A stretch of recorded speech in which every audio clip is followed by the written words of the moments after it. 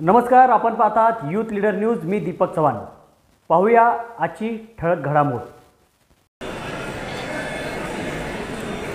आजच्या या नगरपालिकेच्या कार्यक्रमाच्या मध्ये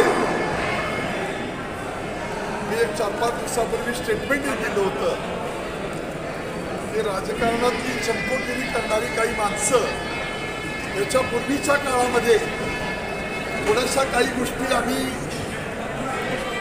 पाळण्याचा प्रयत्न करत होतो, पण थोडंसं अलीकडच्या काळामध्ये बेतालपणानं गोष्टी सुरू झाल्यामुळं मी 4-5 दिवसापूर्वी एक प्रेस घेतली.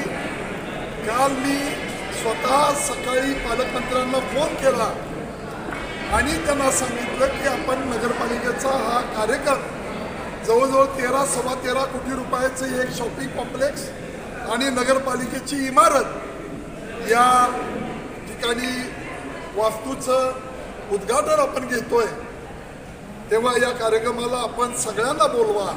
हा पक्षीय स्वरूप न देता पदाधिकारी असतील, खासदार असतील, आमदार असतील, या मंडळींना बोलवा असं मी स्वतः चीफ ऑफिसरना निरोप दिला आणि हा कार्यक्रम आयोजित केला. पण इथं येऊन सुद्धा पुन्हा त्यांच्या त्या नौटंकी सुरू झाली. मी त्यावेळी काही बोललो नाही. माझं भाषण सुरू झाल्यानंतर मात्र त्या भाषणाच्या दृष्टिकोनातून त्यांनी अडथळे आणण्याचा प्रयत्न चालवला. जशास तसं वागण्याची भूमिका ही आम्ही आता पुन्हा घेतलेली आहे.